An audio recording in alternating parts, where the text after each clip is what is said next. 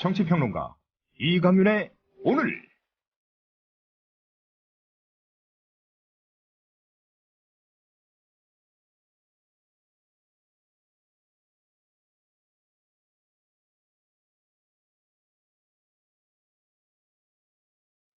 안녕하십니까, 이강윤입니다. 5월 29일 목요일 시작합니다. 어느 소방관의 부인이 쓴 글이 오늘 페이스북 등 SNS나 인터넷 게시판에서 화제를 모았습니다. 예산이 부족하다며 낡고 해진 방화용 장갑을 좀 더 쓰라고 하는 경우가 많아서 그런 남편 보기가 안쓰러워서 미국 아마존.com 사이트에서 방화용 장갑을 직접 구입한다는 내용이었습니다.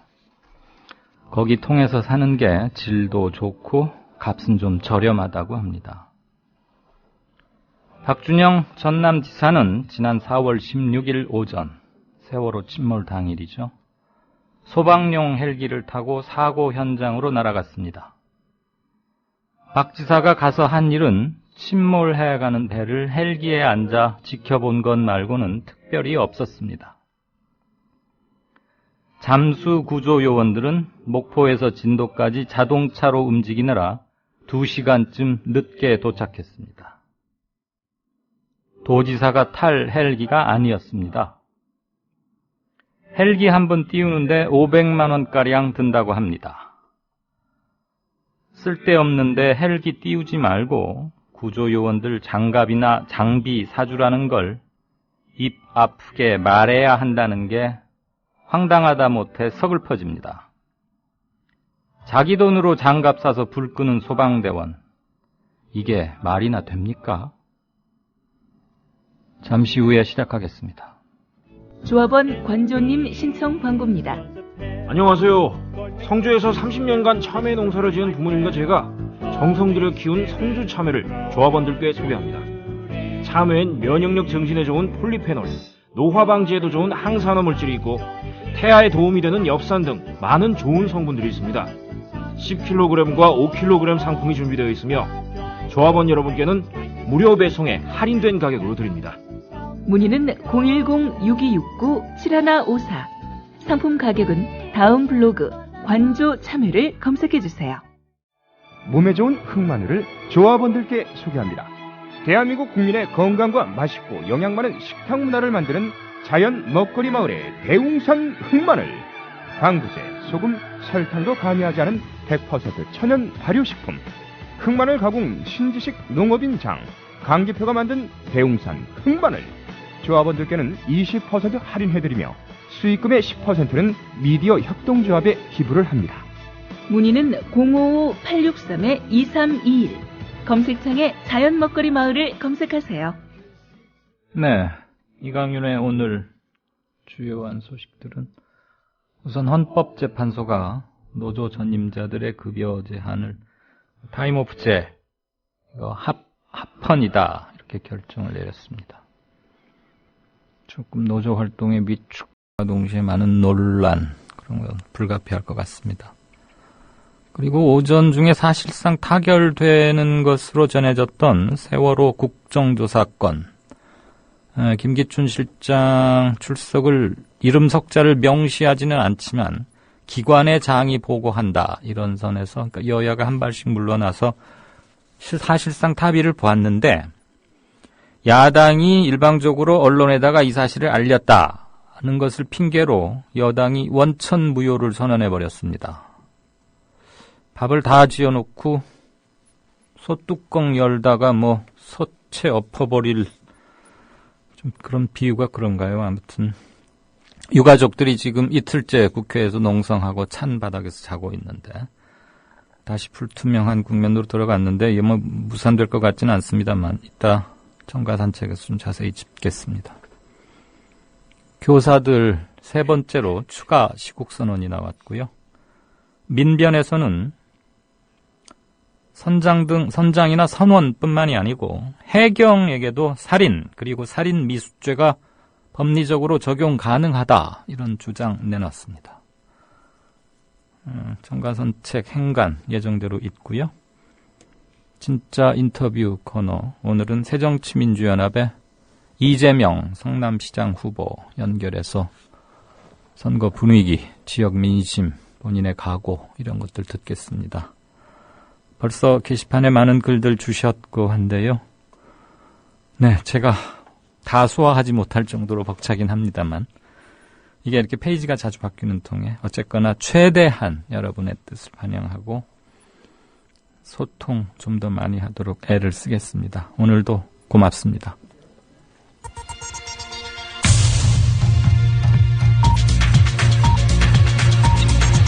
국민TV 뉴스 기자 안은필의 논쟁으로 본 뉴스. 네, 안은필 기자 어서 오십시오. 네, 안녕하세요. 헌재 오늘 노조 전임자 급여 관련해서 중요한 결정 내렸죠? 그렇습니다. 헌법재판소는 오늘 지난 2010년 본격 시행이 됐던 노동조합 전임자 임금 지급 금지 제도와 근로시간 면제 한도 타임오프제라고 불리는 제도에 대해서 헌법에 합치한다는 결정을 내렸습니다. 전국 민주노동조합 총연맹 등이 2010년 7월부터 시행이 됐던 타임오프제가 노동 3권과 근로의 권리, 직업 선택의 자유 등을 침해한다면서 헌법 소원을 낸 지 4년여 만에 판결이 난 셈입니다. 예, 법원 판결들이 본래 좀 딱딱하고 어렵습니다. 쉬운 말 좀 어렵게 하는 그런 것도 있고 용어의 진입 장벽도 상당히 큰데 이거 좀 쉽게 설명해 봅시다. 그러니까 노조 전임자들 앞으로 어떻게 된다는 거고 타임오프제도 좀 함께 설명을 해 주시고요. 예, 쉽게 말씀드리면 지금은 노동조합 전임자, 회사의 업무가 아닌 노동조합의 업무만을 전담하는 전임자의 급여를 사용자, 회사 측이 지급하고 있는데요. 타임오프제에 따르면 노사교섭 등 노무관리와 관련된 일에 대해서만 사측이 급여를 지급하고 그 외의 급여는 노동조합에서 책임지도록 하자는 겁니다. 조금 더 추가로 설명을 드리면요. 1997년 제정된 노조법에 따르면 사측은 노조 전임자에게 급여를 지급하지 못하도록 규정하고 있습니다. 하지만 노사 간의 이견으로 13년 동안 시행이 유예된 상태였고요. 현재는 사측이 전임자에 대한 급여를 지급하고 있습니다. 이후에 2010년 노조법이 개정되면서 타임오프제가 도입이 되는데요. 타임오프제는 말씀드렸던 대로 노조 전임자에 대한 사용자의 임금 지급을 원칙적으로는 금지하되 노사 교섭이나 산업 안전, 고충 처리 등의 노무 관리적 성격이 있는 업무에 한해서 임금을 지급하는 제도입니다. 네. 그러니까 노사 관련 업무 일을 하는 것, 그 시간만큼은 노조와 회사 모두에게 할 바를 하는 거니까 근무 시간으로 인정을 해서 급여를 주겠다. 지금 이 얘기죠? 네, 그렇습니다. 그런데 노조 전임자가 하루 8시간이면 8시간 또는 9시간이면 9시간 중에 지금 언급된 산업안전, 노사교섭, 고충처리 등 노무관리적 성격이 있는 업무를 몇 시간 동안 하는지를 계량하고 측정할 구체적인 방법은 지금 없는 거죠. 그 부분은 아직 나오지 않았습니다. 네, 이런 게 또 다른 불씨가 될 수 있고 사실 그것을 엄밀히 구분한다는 것 자체가 저는 불가능에 가까우리라고 보는데 노동계의 반응 등 앞으로 좀 주시해봐야 할 이슈 중에 하나일 것 같습니다. 교사들 3차로 시국선언 또 나왔네요. 이번에는 우리를 처벌하라. 이런 내용이 주조인 거죠. 네. 80명의 교사들이 어제 청와대 자유 게시판에 박근혜 대통령 퇴진, 교사선언 탄압 중단, 2차 교사선언이라는 제목의 글을 올리고 이 모든 사태에 대해 대통령이 책임지고 퇴진하라는 우리 교사들의 선언은 절대로 이런 참사가 이 땅에서 다시는 일어나지 말아야 한다는 절체절명의 외침이며 우리 아이들이 제대로 숨쉬며 살 수 있는 세상을 만들어야 한다는 의지의 표현이라고 밝혔습니다. 또한 박근혜 대통령은 세월호 참사 시에는 미온적인 늑장 대응으로 국민의 분노를 자아내더니 선언에 참가한 교사들 징계에는 민첩하게 반응하며 비판의 목소리를 잠재우려고만 하고 있다며 교사들에게도 가만히 있으라고 입을 틀어막으며 언론의 자유가 보장된 민주주의 국가체제를 스스로 부인하고 있다고 지적했습니다.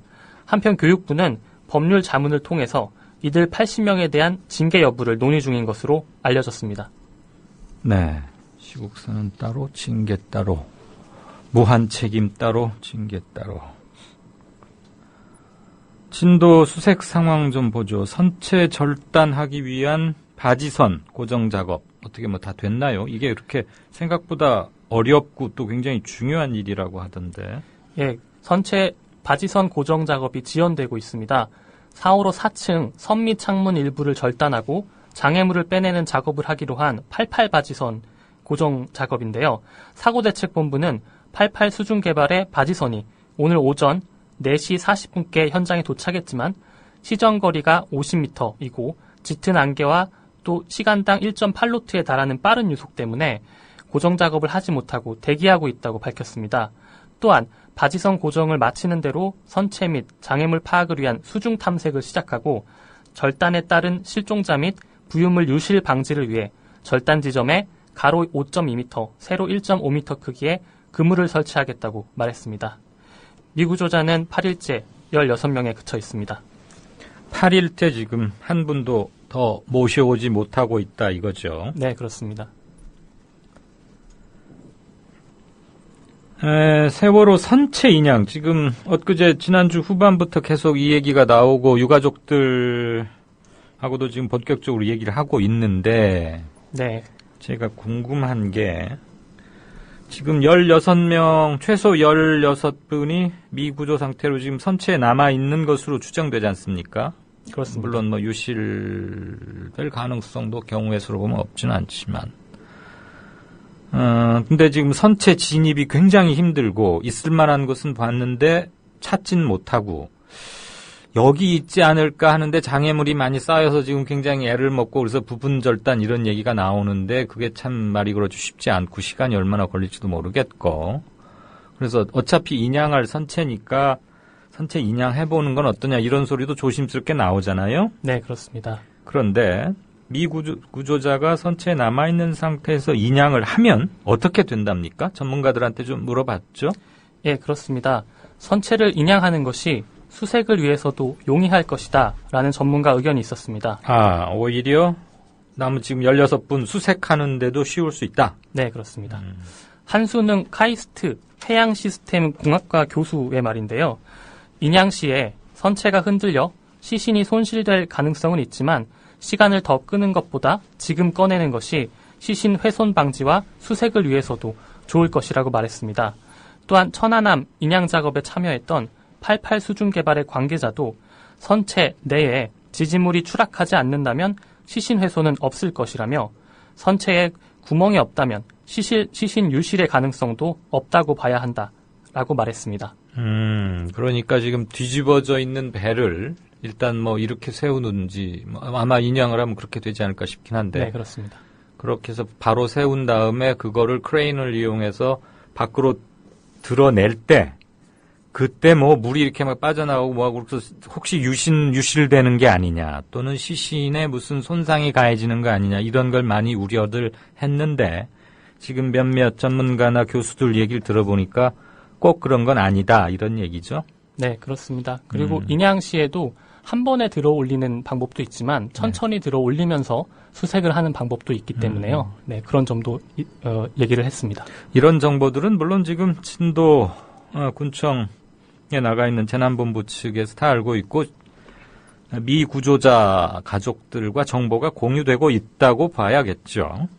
그렇습니다. 네, 우리가 지금 진도에 따로 별도의 특파원이나 기자를 보내놓고 있지 못하기 때문에 이걸 직접 현장을 연결해서 확인을 시키고 이런 정보가 원활하게 유통되고 있는지 선체 인양에 대해서 잘못된 정보가 돌아다니는 건 아닌지 뭐 그런 건 조금 안타깝게 느껴집니다. 어쨌거나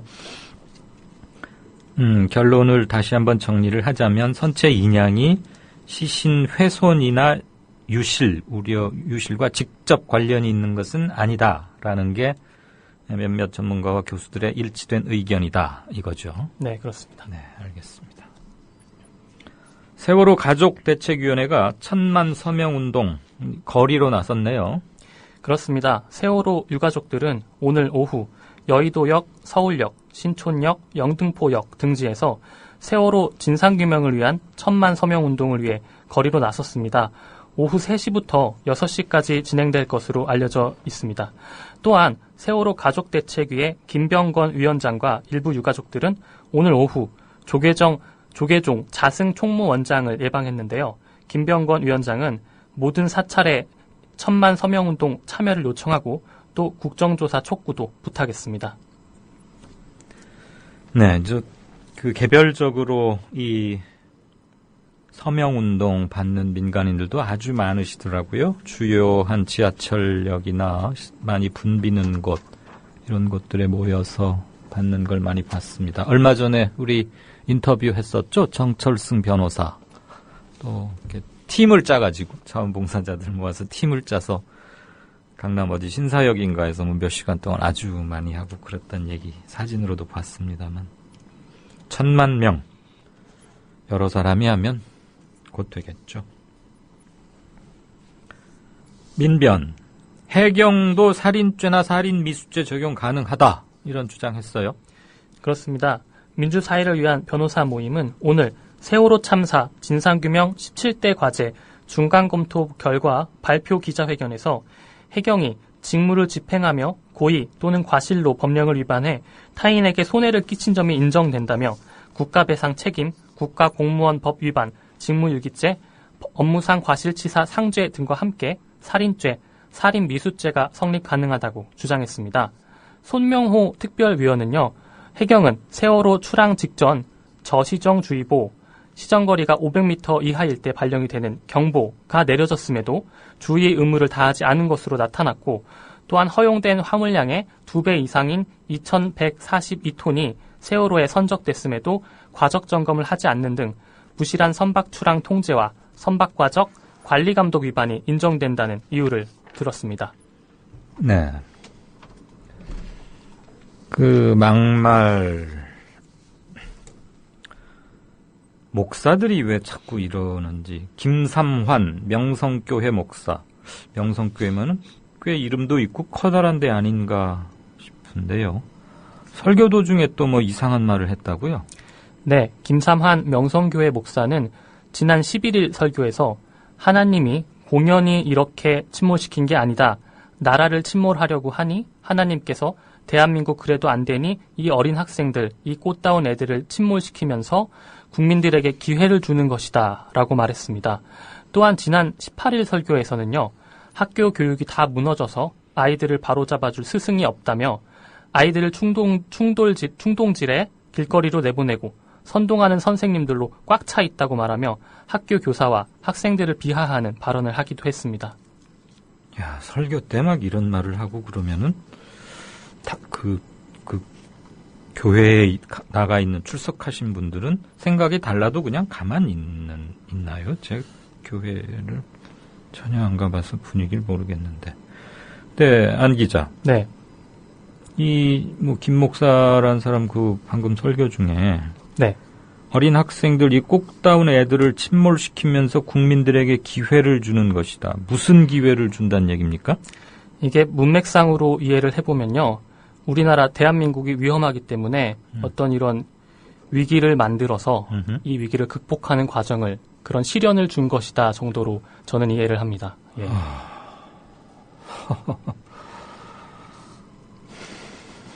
예. 김삼환. 방송 끝나고 한번 찾아봐야겠습니다.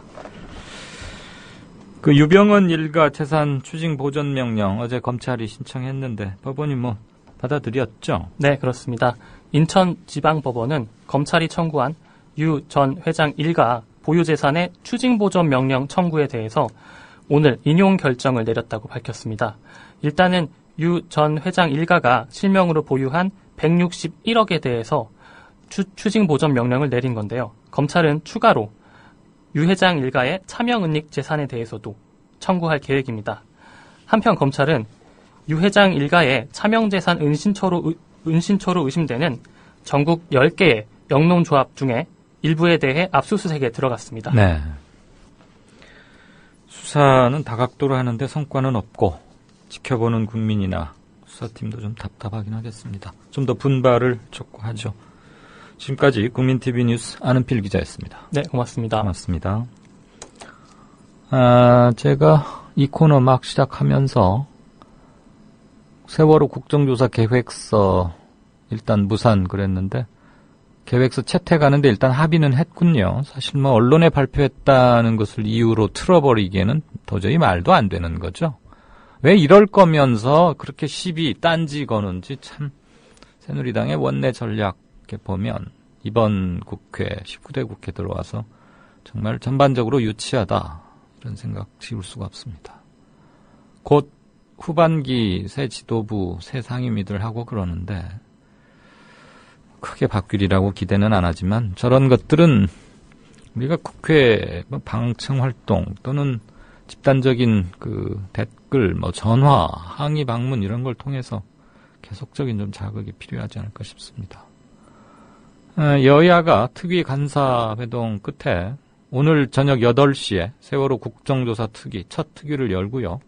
9시쯤 본회의를 열어서 국정조사 계획서를 채택하기로 합의했답니다. 그렇지만 여기에까지 이르는 이 전말에 대해서는 이따 행간에서 좀 짚겠습니다. 게시판 잠깐 보고 다음 코너 들어가겠습니다. 너도 국민 그리고 뽀민 아빠께서 선체 그대로 꼭 보존하는 게 좋지 않겠느냐.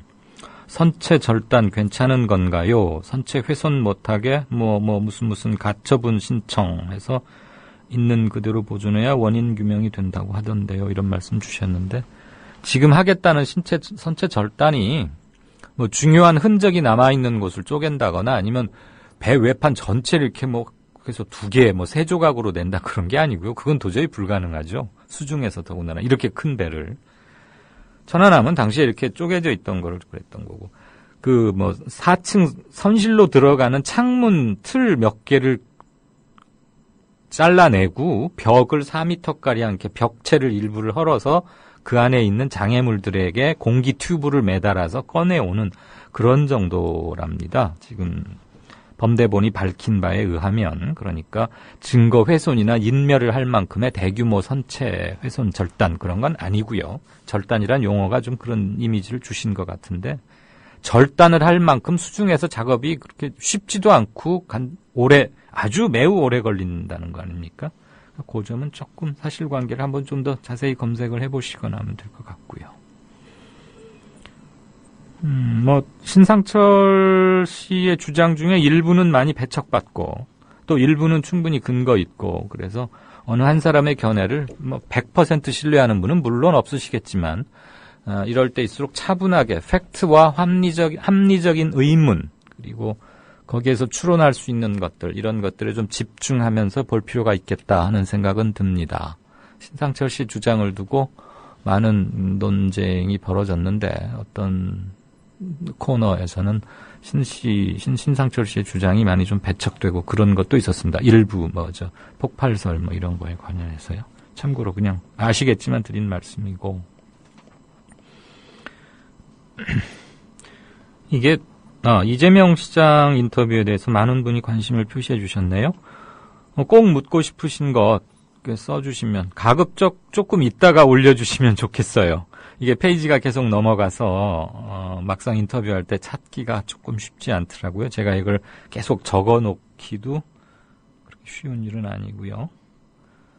어느 한 분이 경남지사 선거 관련해서 아까 긴 글을 남겨주셨는데 벌써 페이지가 바뀌었군요. 네, 여기 있습니다. 영어로 생각 20일 이렇게 쓰셨네요. 이강류님 반갑습니다로 시작해서 경남지사 선거에 관해서 이제 뒤늦게 들었는데 며칠 전에 우리 방송 한번 했죠. 본인 생각을 말씀해 주셨네요. 당대당 통합이 힘들다면 통진당도 야권의 승리, 적어도 새누리당이 이기는 것을 바라지는 않을 터이니까 개인의 차원에서 강병기 후보가 새정치민주연합의 김경수 후보를 밀어주는 방식으로 하면 어떻겠느냐. 간절한 염원. 참고로 이분은 경기도 이천시에 사신다고 하셨습니다. 안타까운 마음을 이렇게 남겨주신 건데 이렇게 생각하는 분들이 사실 많지만 이러이러하니까 통진당 강 후보 당신이 양보하시오 이렇게 대놓게 말하기도 좀 쉽지 않은 점은 있죠. 후보 사퇴도 가장 그 클라이맥스 타이밍이 있지 않겠습니까? 어느 때 사퇴해야 가장 극적인 효과가 있고 실질적으로 표가 합쳐지는 그런 걸 기대할 텐데 지금 통진당을 지지하는 사람들은 새정치민주연합에 대해서는 묘한 일종의 적개심에 가까운 분명한 차별의식을 갖고 있어서 후보를 설령 사퇴해도 이쪽으로 표가 넘어오지 않을 것이다. 이렇게 말하는 선거 전문가들도 있고 저도 일부 동의하긴 합니다만 적어도 반새누리 전선의 하나로 뭉친다는 심리적, 상징적 효과를 거둔다는 점에서는 개인적인 결단, 당선 가능성이 낮다면 낮은 쪽에서 마치 김영춘 후보가 부산에서 오거돈 후보에게 별다른 조건이나 그런 것 없이 그냥 양보했던 건 말이죠. 지금 이제 선거가 만 엿새 일주일이 채 안 남았기 때문에 중요한 정치적 결정을 한다면 하루 이틀이 고비겠다. 그런 생각을 합니다. 생각 21님 긴 글 감사드립니다. 여보, 국민TV 조합비 이제 낼 때가 됐다고 하는구만요. 오, 그려.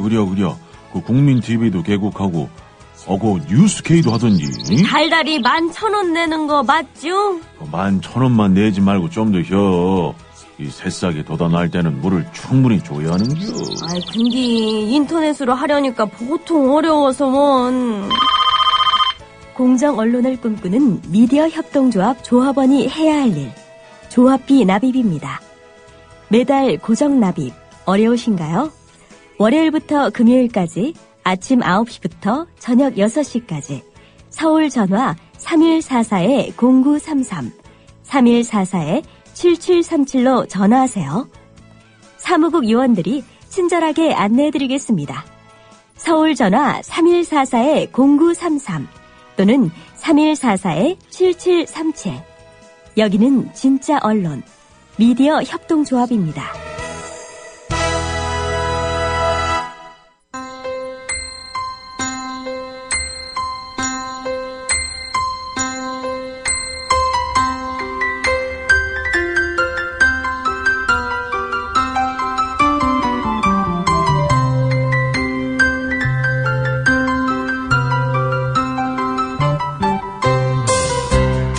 국민라디오 이강윤의 오늘 날씨 이야기입니다.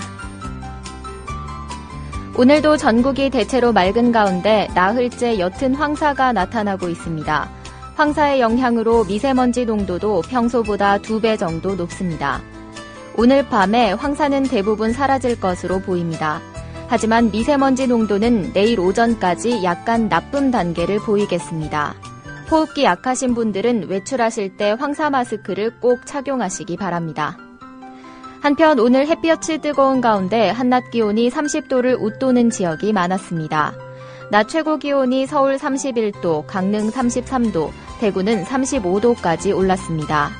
전국 대부분 지방이 올해 들어 최고 기온을 기록했습니다. 햇볕이 강하게 내리쬐면서 자외선도 강했습니다.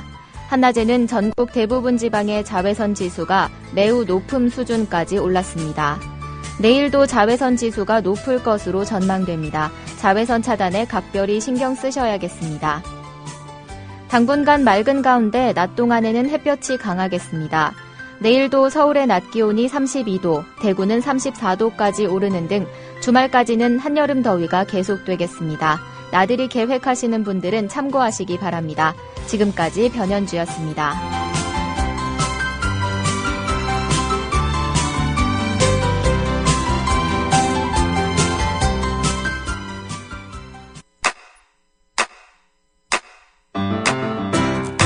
국민라디오 지지하는 4가지 방법 아시나요?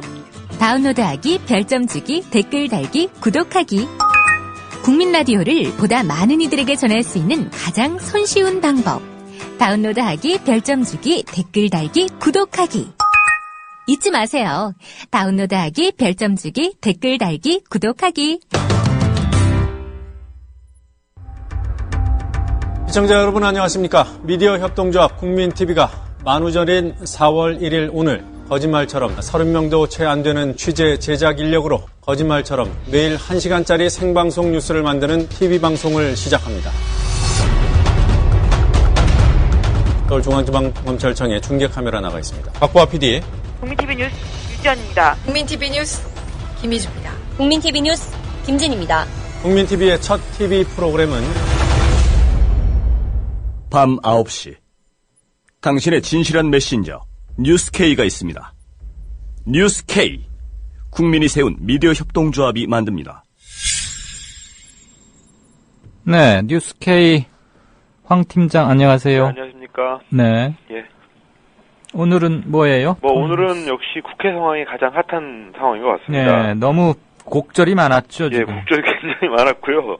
사실 지금도, 그러니까, 세월호 국정조사 특위에서 합의가 있고, 그런데 세부 내용은 알려지지 않고 있고, 네. 일단 이거를 유가족들을 대상으로 설명을 한 다음에 밖으로 공개할 계획인 것 같습니다. 아, 유가족에게 먼저 설명을 해서 동의를 구하고. 예. 네네. 그리고, 그러니까 뭐 핵심은 김기춘 실장이 들어가느냐 마느냐인데, 네. 이 부분에 대해서 아직까지 알려진 게 없고요. 네. 그래서 계속 지켜보고 있고. 한때 왜 기자들한테 알렸느니 그러면서 여당이 무효다 이러고 토라지고 그랬잖아요. 그렇습니다. 핑계를 그걸 잡은 건데, 네. 오늘 오전에. 어쨌든 8시경에 유가족들한테 우선 설명을 하고, 예. 본회의는 9시 반에 하는 걸로 지금 국회에서 방송이 나왔다고 합니다. 다시 30분간 또 늦춰졌군요. 제가 예, 한 몇 분 전에 9시에 열 거라고 말씀드렸는데. 예. 국회 방송이 9시 30분이라면 그게 최종이죠. 그렇습니다. 그리고 그래서 이제 역시 김기춘 실장이 들어가느냐 마느냐 이 문제가 가장 중요한 것 같고, 또 거기에 그거에 대한 유가족분들의 반응 이런 것들을 저희가 직접 계속 같이 밀착하고 있는 윤희아 PD가 네. 취재를 할 예정입니다. 그리고 오늘 유가족분들이 여기저기 다양한 활동을 많이 하셨어요. 낮에는 지하철역 몇 군데에 직접 나가서 3개조로, 예. 5명씩 3개조로 나눠서 직접 서명운동을 하고, 예. 진상규명 서명운동을 하고, 또 조계종 자승총무원장도 만나고, 내일은 또 추기경도 만나고 이렇게 할 계획이 있다고 합니다. 그래서 그런 것들 상황 종합적으로 이틀 동안 국회의원회관 대회의실에서 쪽잠을 주무시면서 그런 활동을 아주 맹렬하게 벌이고 있습니다. 예. 그리고 어제 광주지검에서 원래 이제 목포에 있는 검경 합동수사본부에서 해경을 수사해야 되는데, 그렇지만 그 주체 합수부 자체에도 해경이 들어가 있기 때문에 일단 수사 대상이 수사를 한다는 것도 말이 안 되고, 그래서 어제 광주지검에서 단독 경찰 해경 수사는 따로 한다 이거죠. 예, 팀을 꾸렸습니다. 예, 예. 그런데 저희가 이게 정말 제대로 수사하느냐 안 하느냐로 저희가 상정한 기준은 두 가지입니다. 첫 번째는 구체적인 해경 소환 계획이 있느냐, 향후 며칠 동안. 그 다음에 또 한 가지는 인적 구성에 있어서 목포 합수부하고 혹시 겹치느냐. 그런데 확인을 해보니까 역시 겹치는 사람들이 꽤 있었습니다. 그러면 역시 목포 합수부에서 제대로 수사 못했던 이유가 그대로 된다고 보고요. 일부가 이월된다 이 말이죠. 네, 그렇습니다. 인적 구성이 거의 겹치고요. 그 다음에 구체적인 수사 계획은 아직까지 나와 있지 않았습니다. 그래서 이런 걸로 볼 때 이 광주지검에다 따로 꾸린다, 그래서 우리 잘할 거다 이런 식으로 보여주기만 하기 위한, 일단은 해경 수사 자꾸 안 한다고 하니까, 예. 선거도 있고 하니까 그런 게 아닌가 저희는 해석하고 있습니다. 알겠습니다. 기본적으로 말이 안 되는 일이죠. 예. 기본적으로. 네. 그리고요? 그리고 이제 오늘 양대 노조, KBS 양대 노조가 갈라진 지 5년 만에 처음으로 힘을 합쳐서 예. 파업에 들어갔는데요. 네네. 현재 파업 상황, 출정식 이런 것들을 좀 집중적으로 보도해드릴 예정입니다. 사장 해임 결의안은 투표를 연기했다면서요? 예, 6월 4일로 연기했는데요. 왜 그랬대요? 일단은 7대4로 여당 쪽 이사가 많았는데, 아무래도 분위기가 이렇다 보니까, 그쪽에서도 약간 동요하는 그런 게 있었기 때문에 어제 진통이 상당히 오래됐고, 그래서 6월 5일로 옮겼는데, 이 옮긴 날짜가, 이 KBS 사장 이 문제가 얼마나 정치적인 문제인지를 전 단적으로 보여주는. 선거 다음 날? 예, 선거 다음 날. 그래서 이거 너무 좀 며칠이라도 더 미루지. 그 다음 날 한다는 게 정말 선거 결과 봐서 어떻게 하겠다. 이런 거를 보여주고 있는 게 아닌가 싶습니다. 이거 자체가 별도의 큰 기사군요. 그렇습니다. 저기 혹시 황 팀장 이런 거 아니에요? 여당 측 간사나 누가 보니까 예. 여당 측 추천을 받은 이사들 중에 누구 대빵격이 하나 있을 거 아닙니까? 예, 예. 이거 투표결에 붙였다가는 뒤집힐 수 있다. 그러니까. 반란표가 나올 수 있다. 그래서 그러느니 예. 일단 선거 결과도 한번 보고 누구누구가 좀 흔들리는 것 같은데 한번 뭐 사적으로 접촉을 이건 제가 너무 상상력이 큰가요? 그래서 네. 뭐 이런 얘기도 나왔습니다. 그 국정원이 트위터에다 손을 대기 시작하면서 몇 년 전부터 네. 사실은 국정원이 하는 말도 안 되는 주장들을 설득하려고 하기보다는 물을 흐려가지고 사람들을 안 들어오게 하는 구축 효과가 있었지 않습니까? 예. 그래서 지금 KBS 사태도 지금 KBS가 뉴스가 파행인데 뭐 제대로 된 뉴스를 만들어가지고 정부를 홍보한다기보다는 그냥 이 파행 상태로 가는 게 뭐 차선이 아닌가 이렇게 판단하고 있지 않나 싶습니다. 네, 그렇습니다. 그리고 뭐 답니까? 예. 예. 사인을 주세요. 예, 늘 바쁩니다. 오늘 조금 늦게 만났네요. 6시 6분. 마감 잘 하시고. 예. 이따 9시 뉴스에 보십시다. 네, 고맙습니다. 예. 지금까지 황준호 뉴스팀장이었습니다. 또 하나의 공정 언론. 국민TV 뉴스. 한국의 오프라인 뉴스, 온라인 여론, 국민TV 뉴스에 접속하시면 한눈에 만나실 수 있습니다. 또 하나의 진짜 언론, 국민TV 뉴스. 뉴스.국민.tv, 미디어 협동조합 국민라디오, 국민TV의 자매 인터넷 신문, 국민TV 뉴스에 지금 접속하세요.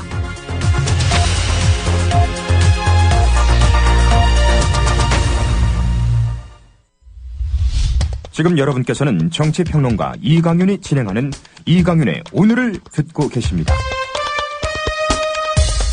이강윤의 오늘은 팟캐스트 포털 팟빵에서 다시 들으실 수 있습니다. 의견과 건의가 있으시면 게시판에 남겨주세요. 이강윤의 오늘. 이제는 정가 산책으로 함께합니다. 정치권 동향 생생하게 풀어드릴 분은요. 한국일보 양정대 기자, 안녕하세요. 네, 안녕하세요. 오늘은 전화 상태 좋기를 서로 바랍시다. 네. 와, 이거 국정조사 계획서 하나 합의하는데 이렇게 진통이 커야 합니까? 참. 어쨌거나 한다네요, 오늘 밤에. 예, 정말 어렵사리 국정조사 계획서 내용에 여야가 합의를 했습니다. 김기춘 이름 석자 박는답니까? 어쩐답니까? 김기춘 이름 석자가 명기되지는 않을 것 같습니다. 네, 지금 현재는 여야 합의문을 가지고 네. 세월호 유가족들이 지금 국회의원회관에서 농성을 지금 하고 있지 않습니까? 예. 유가족들을 만나서 여야 합의 사항에 대해서 설명을 하고요. 의견을 더 청취한 뒤에 네. 그 의견을 수용을 해서 최종적으로 문안을 가다듬는 작업을 거친 뒤에 오후 7시쯤에 지금 문안은 공개를 하게 될 것 같습니다. 네. 그럼 유가족 설명 도중에 문안 문구의 일부가 바뀔 수도 있고. 네네. 그게 설명일지 설득일지는 잘 모르겠네요. 그렇습니다. 일단 가서 네. 이렇게 우리가 합의를 했다라는 거를 적극적으로 뭐 설명을 하고 네. 아마 의견 청취를 하겠다 이렇게 얘기했으니까요. 예. 그 자리에서 유가족들이 뭐 이렇게 좀 강조해서 요구하는 바가 있으면 네. 문안의 내용이 일부 뭐 바뀔 수도 있겠다. 지금 이런 얘기는 있습니다. 네. 네. 그러면 오늘 네네. 먼저 말씀하세요. 예. 그래서 오늘 저녁에 국정조사 특위 전체 회의를 열어서 계획서를 최종적으로 확정을 할 계획이고요.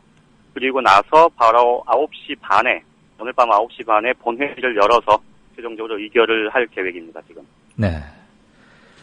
어쨌거나 이 곡절을 거치면서 그리고 유가족분들이 100여 분 넘게 지금 이틀째 청와대에서 사실 철야농성, 쪽잠만큼 철야농성인 건데 국민들 감정 다시 굉장히 사나워질 거 아닙니까? 시각적 그렇죠. 효과, 더군다나 진도에서도 우리가 한 달간 참 목불인견 너무나 속쓰리게 봐왔는 것을 민의의 전당에서 또 그런다는 것은 제2의 테러죠, 사실. 그래서 김 실장이 빠져나가기는 좀 실질적으로 어렵지 않겠어요? 그렇습니다. 제가 방금 국정조사 계획서에 김기춘 이름 석자가 명기되지는 않을 거다 이렇게 말씀을 드렸었는데요. 네. 그런데 정치적으로는 김기춘 청와대 비서실장이 증인으로 출석하는 걸로 지금 정치적 합의가 이루어졌습니다. 예. 기관 보고 대상에 청와대 비서실과 국가안보실을 명기하기로 했고요. 예. 기관 보고를 하는 그 당사자로 그 해당 기관의 장이 기관 보고를 한다. 이렇게 명기가 됩니다. 그러니까 청와대 비서실장 김기춘, 이 말은 없지만 청와대 비서실이 기관 보고를 할 때 김기춘 비서실장이 나와서 기관 보고를 하는 걸로, 그러니까 사실상 증인으로 출석하는 게 그런 정치적인 효과를 갖는 그런 정치적 합의가 이루어진 겁니다. 기관 보고는 당연히 기관장이 하는 것이고 청와대 비서실의 장은 비서실장이니까. 그게 진짜 말씀하신 대로 굉장히 너무나 당연한 일인데요. 실제로 이런 큰 또 민감한 사안이 터지면 어딘가 아프기도 하고 또 어딘가 갑자기 출장도 가고 그러지 않습니까? 그런 것 때문에 사실은 좀 지금까지 합의가 늦어진 것이기도 하고요. 아무튼 참 대단하신 비서실장 모시다 보니까 뉴스가 많습니다. 박근혜 대통령이 네네. 김기춘 청와대 비서실장 증인 채택하는 걸 대통령이 직접 반대한다, 이런 얘기 얼핏 들리던데 사실이에요? 제가 그 사실관계까지 확인을 하지는 못했는데요. 적어도 여권 내에서 그런 얘기가 있는 건 사실입니다. 어떤 거냐면요. 그저께 저녁에 이제 원래 본회의 열어서 의결하려고 했었는데 계획서 내용에 이 김기춘 청와대 비서실장을 실질적으로 이 증인으로 포함시키냐 마냐, 또 증인 채택을 먼저 하냐 마냐 가지고 여야가 합의를 못하면서 당초에 이제 본회의 참관을 하러 왔었던 유가족들이 결국 농성까지 가게 되지 않았습니까? 네. 그러면서 이제 그날 저녁부터 여야 원내 수석 부대표 그리고 여야 특위 간사 이렇게 넷이서 2+2 이 협상을 진행을 했는데요. 협상 첫날, 그러니까 그게 이제 협상 첫날이죠. 그날 김재원 새누리당 원내 수석 부대표 몇 번 말씀을 드렸습니다만은 지금 청와대하고 직접 대화가 가능한 이 새누리당의 몇 안 되는 의원 중에 한 명입니다. 박근혜 대통령의 신뢰가 굉장히 두터운 걸로 알려져 있죠. 이 김재원 원내수석이 이 협상장에서 협상이 시작되자마자 얼마 안 돼서 나왔대요. 나와서 어딘가 누군가와 이렇게 장시간 통화를 했답니다. 1시간 넘게 통화를 했었고요. 또 의원실에도 올라가서 이 협상장에 내려오지 못한 상황이 있었는데요. 그때 김재원 수석하고 통화를 했던 사람이 박근혜 대통령이었다, 이런 얘기가 있고요. 박근혜 대통령이 김기춘 비서실장의 증인 출석 문제에 대해서 반대 의견을 직접적으로 전달했다, 이런 얘기가 나오는 겁니다. 물론 이제 이게 사실관계가 명확하게 양측이 부인을 하면 확인이 안 되겠지만, 어쨌든 지금 어제 상황을 보면 이 김기춘 청와대 비서실장의 이 증인 채택 문제, 증인으로 출석하는 문제가 그렇게 어려운 문제이냐, 이런 게 사실 상식적으로 납득이 안 가는 대목 아닙니까? 그러게요. 근데 그것에 대해서 새누리당이 굉장히 좀 적극적으로 방어를 하고 나섰었고요. 특히나 여야 협상의 창구인 이 김재원 원내수석이 어제는 나는 협상을 도원진 특위 간사에게 위임했다, 이러면서 협상장에 아예 나타나질 않았었습니다. 그러니까 이게 결국은 이 청와대의 의중이 반영됐던 그런 상황 아니겠느냐, 이제 이런 해석으로 이어지고 있는 겁니다. 그런데 이제 오늘 와서 이게 이제 결국 새누리당이 사실상 정치적 합의를 이렇게 할 수밖에 없었던 건 결국은 이게 세월호 유가족 국민들하고 대립하는 모양새가 되는 것 아니겠습니까? 그렇죠. 그런 부분들이 좀 부담도 컸던 것 같고요. 더군다나 이 안대희 총리 후보자가 어제 전격 사퇴하면서 이 김기춘 청와대 비서실장이 이제 청와대 인사위원장이니까요. 책임론이 더 확산되고 오늘 새누리당 내에서 의원들 사이에 이제 공개적으로 사퇴론이 나오는 등 이 좀 사태가 걷잡을 수 없이 번져가니까 전락을 짚고 가겠다, 이런 생각이었습니다. 저는 그 지점이 시한폭탄 같아요. 네. 사퇴를 이렇게 전격적으로 문책성 사퇴를 시키지는 않을 것 같긴 하지만 정말 예측할 수 없는 게 또 정치 돌아가는 거고. 그나저나 김재원 의원이 그렇게 신임을 받는 줄을 몰랐는데 그 양반이 저거죠. 옛날에 뭐 잘못했다고 김무성 의원한테 가서 90도로 인사하고 김무성 의원은 별 쳐다보지도 않고 등을 두들겨 줬던가? 맞죠? 예, 맞습니다. 검사도 하고 대변인 임명받은 날 기자들하고 술 먹다가 언놈이 보고했어 이딴 소리 했다가 또 다음날 미안하다고 하고, 그 사람 맞죠? 예, 맞습니다. 아, 근데 그렇게 대통령이 좋아한대요? 실제로, 김재원 의원이 18대 때, 그러니까 17대 국회에서는 비례대표 의원을 했었고요. 18대 때는 공천을 못 받았었습니다. 그때 이제 MB정부 때, 뭐 이른바 친박 학살 뭐 이런 얘기가 있었잖아요. 공천을 못 받아서 이제 원외에 있었는데요.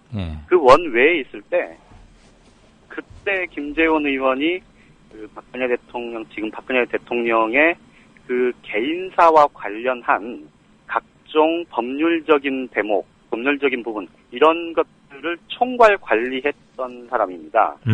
그러니까 그만큼 박근혜 대통령이 굉장히 신뢰하는 신임이 두터운 그런 인물입니다. 그러면 좀 행동거지를 좀 진중하게 할 일이지, 그 창피하게 90도로 인사하는데 인사받는 사람 쳐다도 안 보고, 아유, 참. 잘 좀 지켜봐 주세요. 그리고요, 국회의장 하마평 나오는 사람, 이게 뭔 소리예요? 며칠 전에 정의와 의원 그걸로 대충. 국회의장 하마평이 아니고요. 예. 총리 후보자 하마평. 아, 우리 양 기자가 급해서 잘못 보내셨구나. 네. 이메일에 오타를 세게 냈네요. 저 깜짝 놀랐습니다. 예, 누구 지금 하마평에 올린답니까? 지금 얘기 나오는 사람이 크게 3사람 정도 있습니다. 예. 지금 김종인 전 청와대 경제수석. 그러니까 그 대선 당시에 박근혜 대통령의 경제민주화 관련해서 이 공약과 정책 방향을 기조를 잡았던 사람이죠. 그랬는데 이제 어쨌든 대선 끝나고 나서는 팽당했다 뭐 이런 얘기가 많잖아요. 그래요. 그런데 얼마 전부터 사실 안대희 총리 후보자가 낙점되던 그 상황에서도 김종인 전 경제수석의 얘기가 좀 있었습니다. 그리고 이제 한광옥 국민대통합위원회 부위원장 뭐 다들 아시겠습니다만은 김대중 전 대통령의 청와대 비서실장 출신이죠. 그리고 김희옥 지금 현 동국대 청장인데요. 여기가 대법관 출신입니다. 아, 그래요? 이 3사람이 지금 뭐 유력하게 거론이 되고 있다고 합니다. 아, 김희옥 총장. 예. 또 참 분 찾은 대법관. 안대희 전 총리 지명자도 대법관이었는데요. 예. 그렇죠. 네. 알겠습니다. 뭐 기자들 계속 바쁘죠. 뭐 바쁜 게 좋고. 잘 들었습니다. 예, 고맙습니다. 앞으로는 이런 오타 내시지 마요. 저 깜짝 놀랐어요. 긴장 풀으시라고. 네, 고맙습니다. 내일 보죠. 네, 지금까지 한국일보 양정대 기자였습니다. 이광윤 정치평론가 모시고 살펴보도록 하겠습니다. 이광윤 정치평론가 나오셨습니다. 이광윤 정치평론가와 함께 전망을 좀 해보겠습니다. 이광윤 정치평론가 나오셨습니다. 기자 출신 정치평론가 이광윤의 오늘. 발등이 가려운데 구두 위를 긁는 일은 적어도 없도록 하겠습니다. 길 잃은 대한민국의 나침반이 되겠습니다. 이광윤의 오늘 5시 반 저녁길 시사 프로그램 이광윤의 오늘. 정치평론가 이광윤이 함께하는 국민라디오 이광윤의 오늘.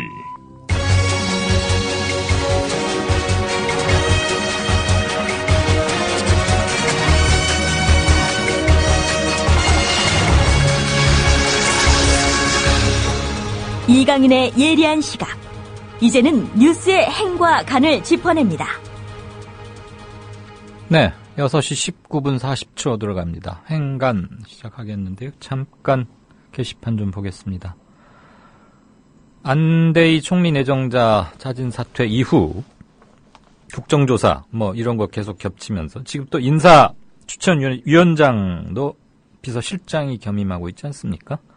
김기춘 비서실장의 사퇴 뭐 요구는 오래전부터 받아왔는데 언제쯤 물러날 것인가 뭐 이런 것들에 굉장히 많은 관심, 역시 그 정치의식이 굉장히 높으시다라는 거, 우리 청취자분들 말씀이에요. 그런 걸 느끼겠고, 아주 합리적 근거도 갖춰서 이렇게 시나리오를 많이 올려주시고, 그렇네요. 폴코님께서는 선거 전날 발표할 특급 기사가 뭘까 생각해 봤는데, 효과적인 건 김기춘 사퇴겠지만, 지만씨나 그 목사 사위 사이에서 파워게임 하는 듯 하던데, 이러면서 올려주셨고, 물잡이님께서는 김기춘이 사퇴하거나 다른 자리로 옮기면 어떻게 되나요?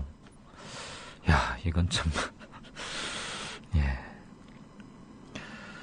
왕싸가지님을 너무 자주 인용한다고는 말씀도 하실 수도 있겠는데요. 소방공무원 인터뷰 한번 해주십시오. 그러면서 소방공무원은 2013년까지만 해도 화재 진압 도중에 다치면 징계를 당하게 되어 있어서 숨어서 자비로 치료를 한다는데 과연 이럴까요? 이 우선 사실 확인부터 한번 하고요. 만약에 이렇다면 이거야말로 빅 뉴스인 거고 왜 그러는지 좀 깊이 들어가 봐야 할 아이템 같습니다. 설마 아직 저는 믿고 싶진 않습니다만 그러면서 검찰, 경찰, 해경 등이 받고 있는 혜택에 비하면 소방공무원들에게는 굉장히 적다 이런 말씀 해주셨는데 인터뷰는 추진하겠습니다.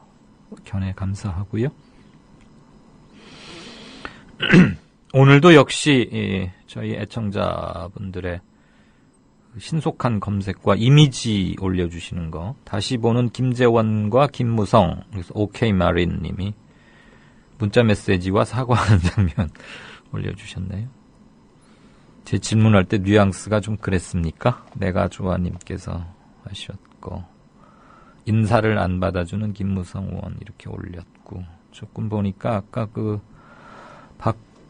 박원순 현 서울시장 후보를 지지합니다. 그러면서 우리나라 영화계의 보물이죠. 박찬욱 감독과 가만히 서 있고 그냥 살짝 웃기만 해도 멋있는 남자 유지태 이 두 사람을 양옆에 두고 박원순 시장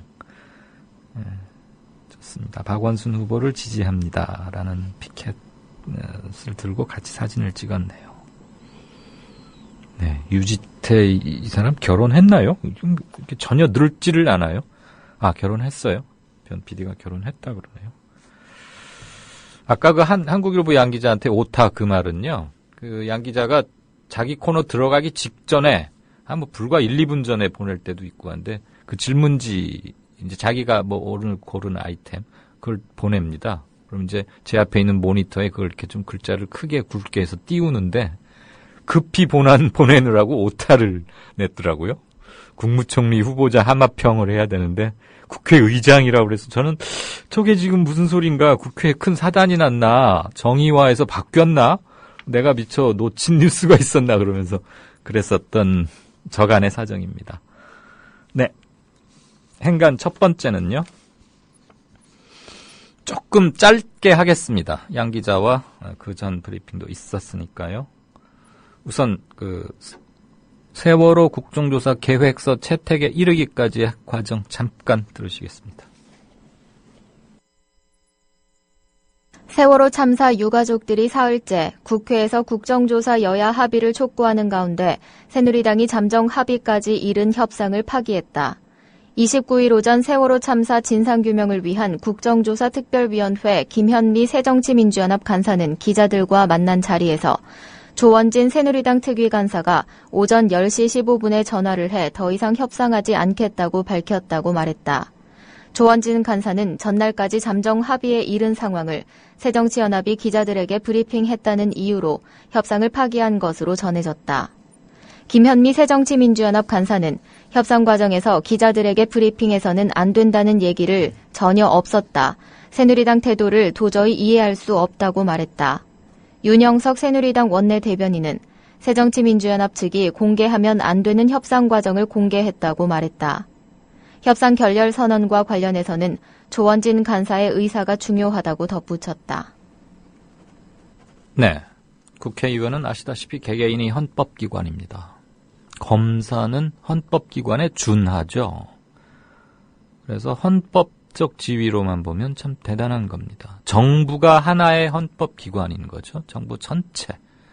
한 20-30만 명이 일하고 있는 그 수반이 대통령인 것이고요. 그런데 국회의원 300명은 다 개개인이 헌법기관이에요. 헌법적 지위를 부여받는다는 것은 대단히 중요하죠. 그런데 과반이 지금 깨졌나요? 아무튼 제1 과반을 왔다 갔다 했던 새누리당 의원들의 행태를 보면 우선 측은하다. 둘째, 30년 전, 40년 전 신문에도 거수기라는 말이 나오는데 당시 박정희 의장, 박정희 대통령, 유신 이렇게 거칠 때요. 지금도 그때로부터 나아진 게 없다. 민주정부 10년 동안의 여당은 거수기에 그치진 않았죠. 대통령을 비판하고 아주 매섭게 몰아치고 분열되기도 하고 FTA 같은 거 가지고는 아주 강하게 오히려 당시 야당인 한나라당보다 당시 여당인 열린우리당에서 FTA를 놓고 대통령을 더 세게 사납게 몰아치고 정부를 몰아치고 그러지 않았었습니까? 그런데 유독 보수 정권들에서는 똑같은 헌법적 지위를 부여받고 있는 여당, 야당, 국회의원임에도 불구하고 스스로 거수기를 자임하는 대단히 작아지는 자기의 자존감을 스스로 떨어뜨리는 영장류, 포유동물이 있을 수 있습니까? 전 그게 아주 궁금해요. 이번 국정조사 계획서를 이제 오늘 밤에 하겠다고 하니 속보 변하신 상황은 들으셨고 저도 그럼 발언을 조금 포커스를 바꿔서 줄이죠. 맨 처음에 국정조사 계획서 이거 못하겠다. 증인 명시하자 그랬더니 야당에서 증인 명시하자 그랬더니 이완구 대표가 그랬잖아요. 유가족들 앞에 가서 국회에는 국회 법과 관행이라는 게 있습니다. 그것을 벗어나서 운용할 수는 없습니다. 그러면서 국정조사 계획서에 증인을 명시한 적이 없다라고 말했죠. 찾아봤더니 6번이나 있던데요. 김선일 씨 피랍 사건 때 그때는 외무부 장관 누구 이름까지 딱 박아서 했고요. 삼풍백화점 그때도 한보 사건 한보 비리 정태수 국정조사 계획서 승인의 경우에 총 98명 구체적 증인들이 이름 박았어요. 조금만 조사해보면 나올 걸 가지고 왜 거짓말을 그렇게 천연덕스럽게 철면피처럼 하는지 말이죠. 일단 말이 안 되는 걸 끄집어내서 한번 시간 좀 벌고 이러는 거죠. 그 다음에 아무리 대원군이니 왕실장이니 하더라도 대통령도 실은 조사 대상이어야 하는 거 아닙니까? 그 조사 대상이 지금 조사해서 잘못되다 보면 덜크덕 쇠고랑 채우고 그런 거 아니잖아요. 국정조사잖아요. 말 그대로. 말로만 무한 책임진다고 그러고 결국 실갱이 끝에 대통령은 제외했죠. 유가족들도 암묵적으로 양보를 했고. 이제는 그 김기춘 실장 보호하겠다고 그렇게들 눈치를 보는 거예요. 법적인 지위를 따져봅시다. 김기춘 실장은 그냥 행정부 공무원입니다. 장관급보다 예우는 좀 더 받겠지만은. 국회의원은 4년간 헌법이 그 사람에게 특별한 법적 지위를 부여하는 국민의 대표예요. 그런데 헌법으로부터 지위를 받고 보호를 받는 특권도 인정되는 국회의원이 행정부의 높은 공무원 하나 앞에서 이렇게 약해지는 모습 볼 때 기계가 저렇게 없나? 그리고 이 사람들 2, 3년 후면 다시 선거 치를 텐데 그때도 김기춘 실장 눈치 봐가며 공천을 거기서 사인 받아오고 이럴 생각들을 하고 있는가? 결국 표 찍어줄 사람은 국민인데 이 사람들은 어느 국민을 두려워하고 어느 국민은 안중에도 없는 건가? 새누리당 의원들한테 묻는 거예요. 그래서 안쓰럽다. 저는 안철수 의원이 작년인가 재작년인가 새정치 어쩌고 그러면서 국회의원 정수 줄이자 그랬을 때 왜 갑자기 이상한 봉창을 두드리시나 저분은 그랬는데 여당의 거수기 같은 의원들 보면 가끔 그런 생각이 들기도 합니다. 순간적으로.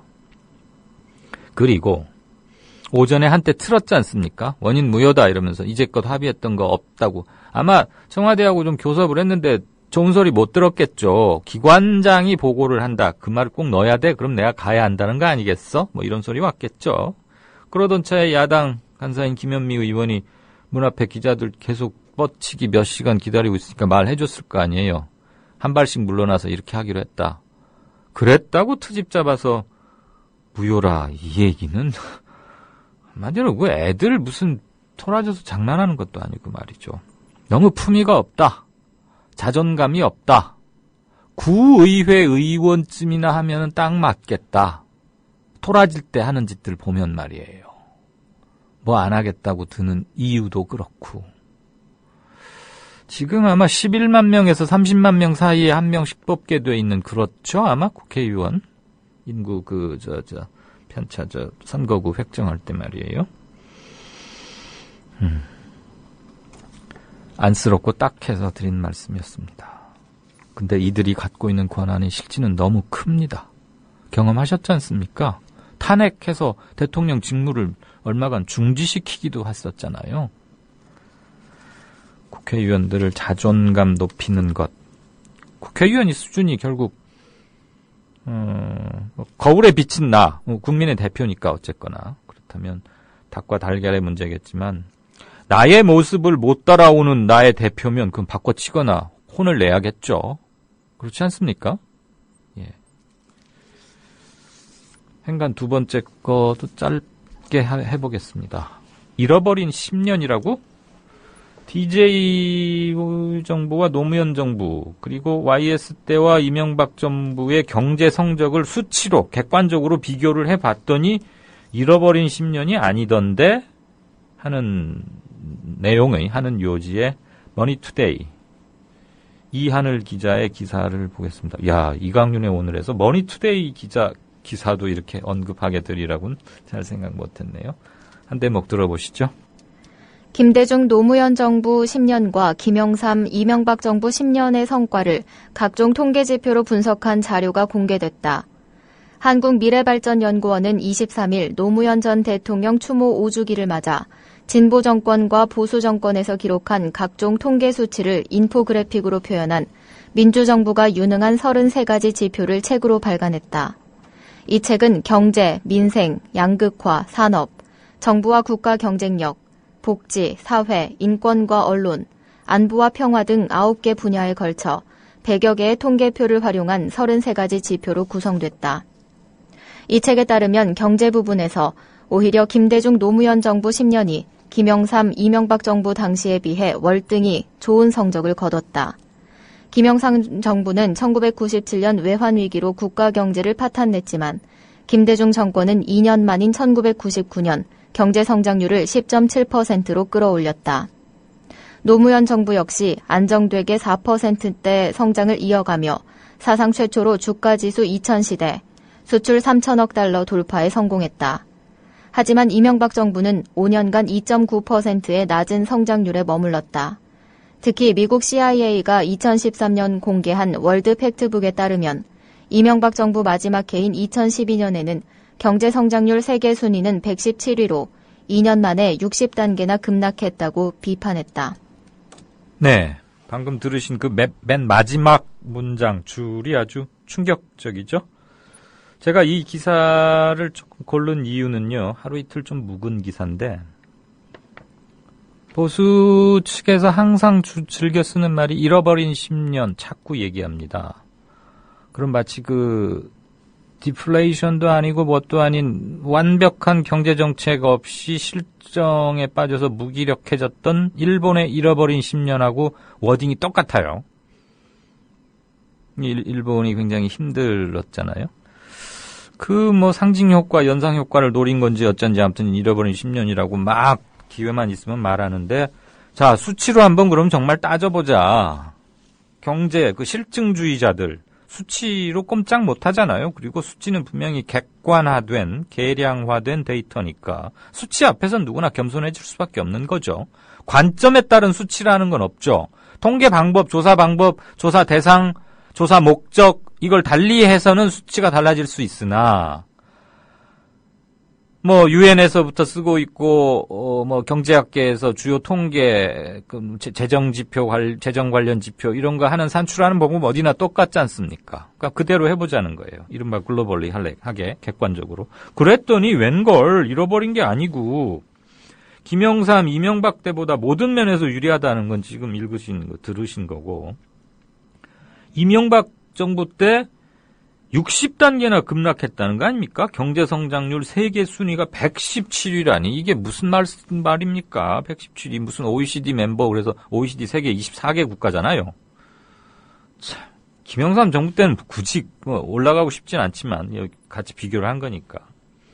IMF 때문에 국민소득 반토막 난 거 김대중 정부 때 겨우겨우 어떻게 이렇게 수습한 거 아닙니까? 그때 우스갯소리로 솥만 넘겨줬는데 보니까 뭘 하도 긁어먹어서 솥 바닥에 구멍이 나 있더라, 이런 얘기 있었잖아요. 일자리 만들겠다고, 선거 구호는 외쳤지만, 김영삼 정부 때 이른바 평생직장 신화가 깨지기 시작했습니다.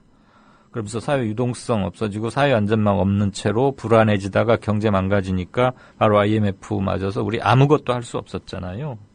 그때 금리가 24%까지 올라가고 이랬던 나는데 IMF 요구했던 거 우리는 그대로 다 충실히 수행했죠. 지금 유럽은 그렇지 않죠. IMF 주문대로 하지 않고 우리에게 너무 고단히 처방을 했다는 것도 나중에 IMF의 깡두시 총재가 나중에 몇 년 있다 인정한 바도 있는데 어쨌거나 그렇게 가혹한 주사를 맞아가면서도 김대중 정부 때 이겨냈어요.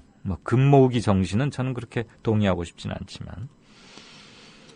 노무현 정부 때는 사실 강남 지역의 부동산 가격, 아파트 가격의 앙등, 폭등을 못 잡았고 그게 심리적으로 주었던 타격, 그다음에 부동산의 가격의 급격한 상승이 서민들에게 경제적 그늘을 지게 했던 것 때문에 문제가 됐던 거지 나머지 수치는 의외로 좋게 나오고 있다. 그런 점에서 오늘 이걸 골랐습니다. 그러니까 혹시 어디서 논쟁을 하시거나 그럴 때 잃어버린 10년이 아니라는 것을 이렇게 객관적인 팩트에 입각해서 말씀하시는 것도, 물론 다 공부들 다 하셨겠지만, 간명하게 정리를 했다. 한국미래발전연구원은 아시다시피 노무현 재단에서 나와 있는 하나의 연구재단인 것이죠. 네, 사실 근데 박근혜 대통령의 싱크탱크였던 미래, 거기도 뭐가 있어요. 미래자 들어가는. 거기서도 이명박 정부 마지막 년하고 박근혜 정부 첫 해가 민생지수가 제일 나쁘다고 그렇게 해서 밝혔죠. 수차에. 그래서 저도 그걸 한번 여기서 언급해서 인용해서 언급해드린 기억이 납니다. 그 두 개, 지금 오늘 말씀드린 이 통계하고 박근혜 대통령 싱크탱크 그거 두 개 갖다 놓고 보면은 객관적으로 입증이 되겠네요. 네. 오늘 행가는 이 두 건으로 하겠습니다. 어제 방송된 경기도 성남시장 TV 토론회. 새정치민주연합 이재명 후보가 새누리당 신영수 후보에게 질문하는데 네, 우리 신영수 후보님 아까 모두 발언에서 우리 세월호 참사 피해자들에 대해서 유감을 표시하시고 또 지도자, 선장의 중요성 말씀하셨습니다. 그런데 제가 확인한 바에 의하면 신영수 후보님 국회의원 하실 때 국토해양위원 하셨지요. 그때 순환구호법 개정해가지고 이 순환구호, 즉 인명구조 업무를 민간단체가 돈벌이로 할 수 있도록, 위탁할 수 있도록 하는 법 만드셨습니다. 그러다 보니까 언딘이라고 하는 회사가 순환 현장에 도착할 때까지 무려 3일씩이나 해군의 UDT 또는 민간 잠수사들이 그곳에 잠수하지 못했습니다. 이런 법 만들어서 특정 업체들은 돈을 벌겠지만 사실 세월호 참사 같은 게 발생하는 거 아닙니까? 또 선박안전 강화법안 이거 신영수 후보님이 참여한 새누리당에서 폐기하셨는데 이것 때문에 사고 위험 높아지지 않았습니까? 해명 한번 해주시죠.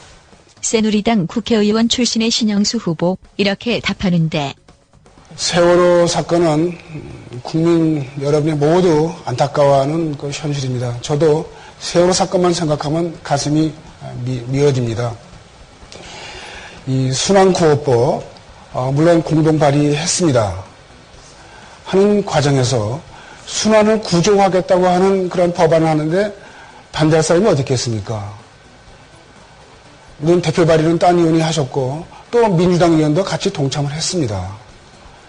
그래서 국회 논의를 거치고 논의하는 과정, 소위 의원의 전체 회의, 본회의 때 다 통과시켰습니다.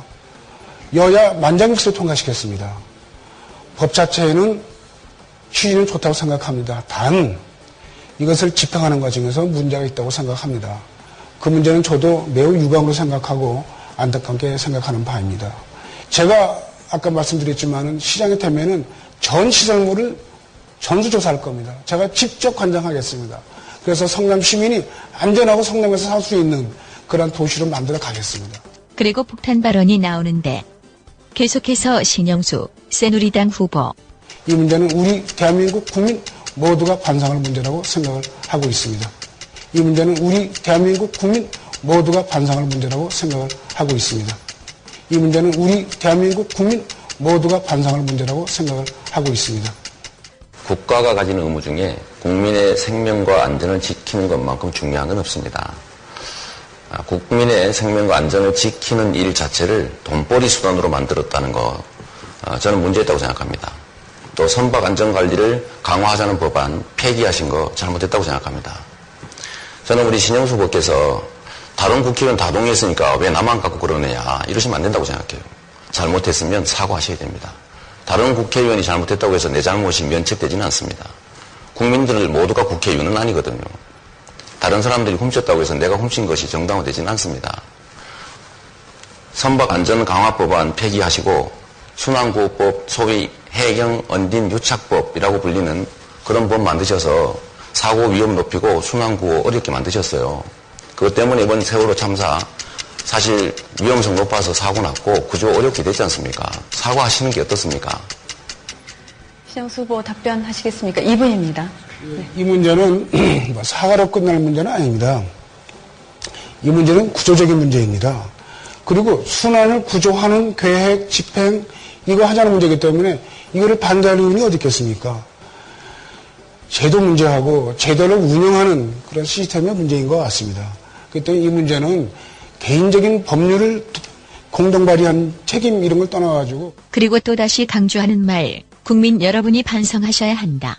대한민국 국민 전체가 반성해서 대한민국 국민 전체가 반성해서 대한민국 국민 전체가 반성해서 이 계기로 해서 우리가 대한민국의 안전에 대한 새로운 계기로 삼는 그런 계기가 되었으면 좀 좋겠습니다.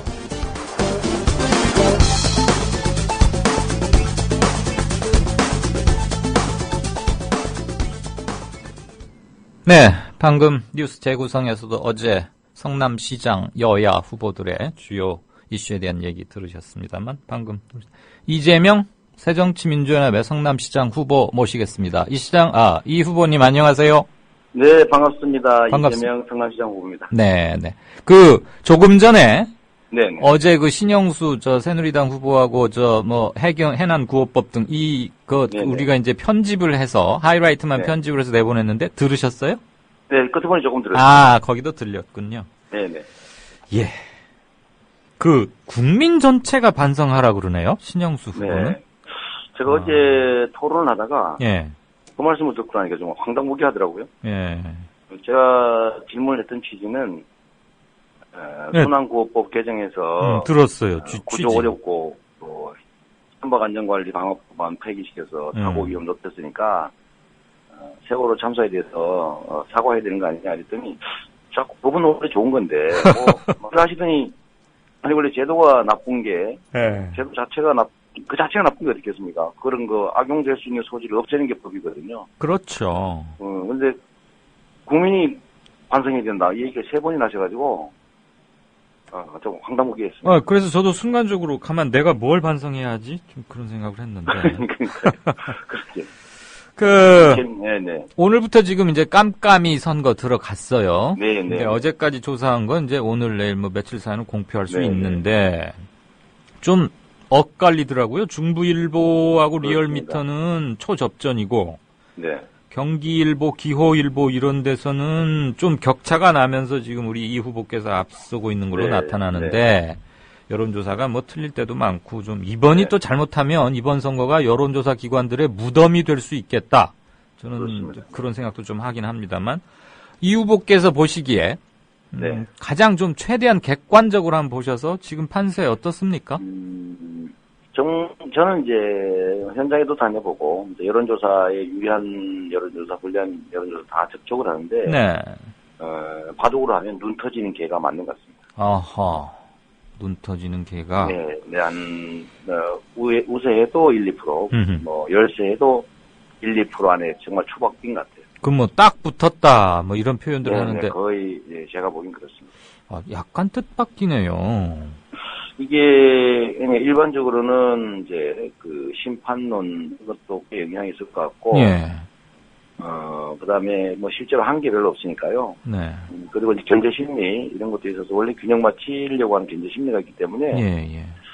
괜찮아야 되고 또 그 특히 뭐 후보 비교를 객관적으로 하면 저희가 좀 낫다는 평가가 많으니까 상당히 앞설 거로 생각했는데 네네. 의외로 뭐 조사 결과상으로는 저희 자체 조사를 해도 예. 거의 뭐 앞뒤로 1~2% 왔다 갔다 합니다. 오. 그러니까 안심해서는 안 된다는 얘기가 확실히 맞긴 그렇습니다. 맞군요. 네, 이게 여론조사에 예를 들면 이제 우리 야권이 좀 많이 나오는 거는요. 네. 이번에는 아마 그 야권표가 아니라 여권표가 숨어 있을 가능성이 많습니다. 네, 그 점은 저도 동의하겠더라고요. 네, 역결집을 하는데 전에는 이제 큰 잘못이 없으니까 서로 막 글을 떠드는 상태였는데 네. 지금 이제 여권이 뭐 세월호 참사부터 워낙 엉망이니까 예. 말을 못하는 상황이 된 것 같아요. 그렇죠? 그렇죠. 근데 지금 세월호 사건은 근본적으로는 이념이나 진영과는 전혀 무관한데 네네. 한 달 넘게 지속되다 보면서 대통령이 타겟에 오르고 하니까 그 극우 보수에 가까운 분들부터 그쪽에서부터 뭐 망언 비슷하게 나오면서 왜 대통령이 욕먹고 사과해야 되느냐, 그게 어떤 네네. 정서를 건드리면서 뇌관 중에 하나가 터진 게 아닌가. 그렇습니다. 그래서 그 여당 측이 먼저 결집하기 시작한 것 같아요. 그렇습니다. 그 묘한 현상인데 네. 아마 박정희 시대 향수를 느끼는 분들 음흠. 그리고 우리 불쌍한 대통령 뭐 이런 생각들은 좀 황당무계한 뭐 그런 여론들이 숨어 있는 것 같습니다. 예.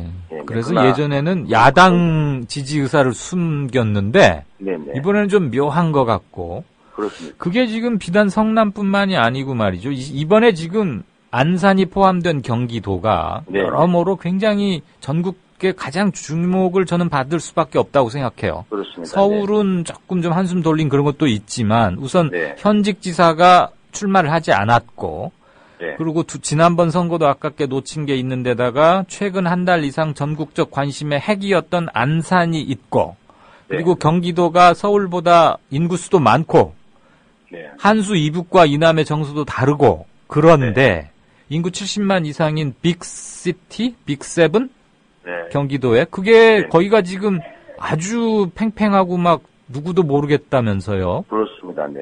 왜 그렇다고 보세요?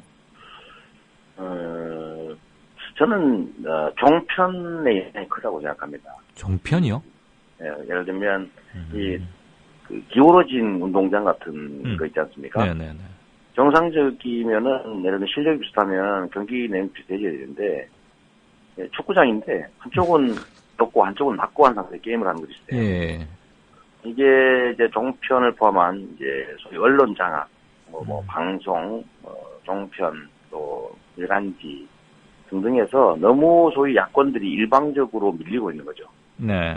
저희가 이제 현장을 다녀보면 이제 당연히 현 집권 세력으로부터 피해를 보고 있는 서민층, 이 서민층 중에 점점 더 좀 어려운 상황이 될수록 말이에요. 예. 극단적으로 여권을 지지하거든요.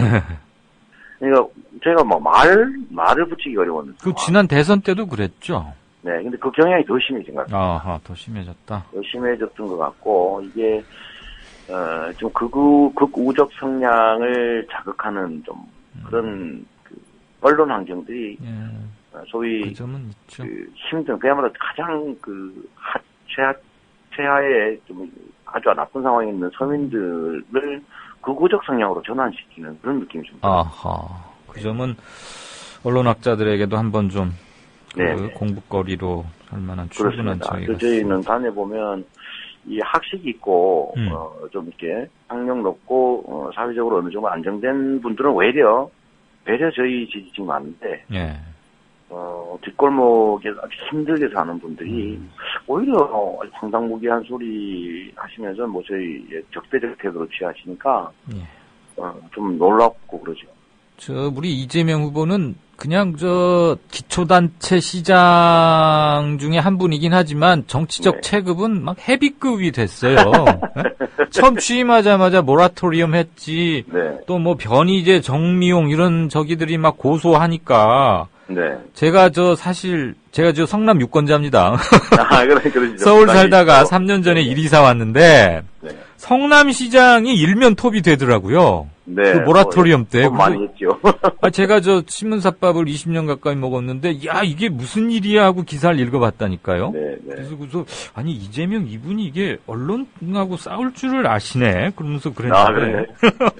그 뒤로도 몇 번 막 일면에 나길래, 성남이 이렇게 센 데였나? 그런데, 4년 전에는 이대엽인가 하는 그 쭉 시장 몇 번 해오시던 분이 무소속으로 나왔죠. 그렇습니다. 그래서 이렇게 여권표가 분산돼 갖고 우리 이 후보가 당시 당선되는데 도움이 많았다. 좀 많았습니다. 근데 요번에는 그렇지 않다. 그런 얘기들 성남에 오래 살던 분당에 오래 살던 친구들이 이런 말 하던데 어떠세요? 맞습니다. 실제로 당시에 현역 시장이 무소속 출마하면서 상당히 저희가 혜택을 봤죠. 그러니까 유권자들의 시선을 분산하는 효과 때문에 어부질이 전 시장과 예를 들면 야당 되고 여당 후보가 이제 각광을 못 받은 거죠. 남은 눈에 잘 안 띈 거예요. 그래서 집결을 못했던 것 같고요. 며칠 못했던 것 같은데 이번에는 이제 양자 구도가 된 데다가 군소 아주 극히 군소 후보이긴 하지만 군소 후보도 한 2명 나왔고 이렇게 되니까 이제 진검승부 비슷하게 된 겁니다. 근데 아시는 것처럼 우리 성남의 절반이 이제 넘게 된 이제 분당이라고 하는 지역이 소위 강남벨트 아닙니까? 그렇죠. 이 강남벨트는 잠깐 손학규 대표가 한번 보궐선거에서 이긴 거 외에는 계속 졌죠. 여기는 자기가 자기에게 투표를 못하는 사람, 그러니까 선거 등록 직전에 나와서 꽂아도 되는 곳입니다. 이런 곳이 절반을 차지하니까요. 아마 경기도 대도시권 중에서 이쪽 지역이 제일 객관적으로 보면 어려운 지역이 아닐까 싶습니다. 그럼 지난번에도 4년 전에도 분당 쪽에서는 이 시장이 지셨어요? 졌지요, 당연히. 이번에는 어떻게 보세요? 이번에도 조금 질 것 같아요. 그 모라토리엄도 벗어났고, 그 지역 커다란 현안이던데 그 분당 수서로인가 그거 지하화도 됐는데도 직접적 혜택이 분당이잖아요. 근데도 표가 안 와요? 환승역도 만들었고, 고압선 지중화도 다 끝냈고, 리모델링 사업도 상당히 성남시가 이제 주력해서 주민들이 원하는 방향으로 다 정리됐음에도 불구하고 표는 안 와요? 그래도 새누리당 지지율이 민주당에 비해서 한 2배 가까이 되니까요. 그걸 극복하는 게 쉽지 않습니다.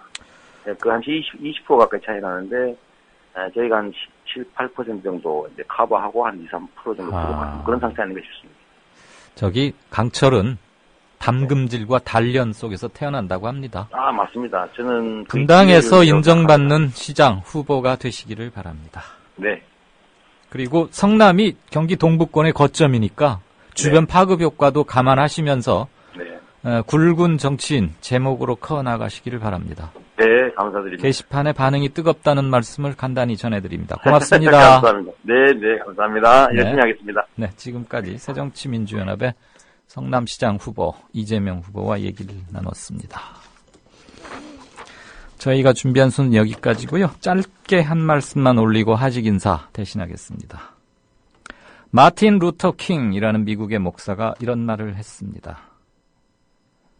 이 사회적 전환기의 최대 비극은 악한 사람들의 거친 아우성이 아니라 선한 사람들의 소름 끼치는 침묵이다. 역사는 이렇게 기록한다.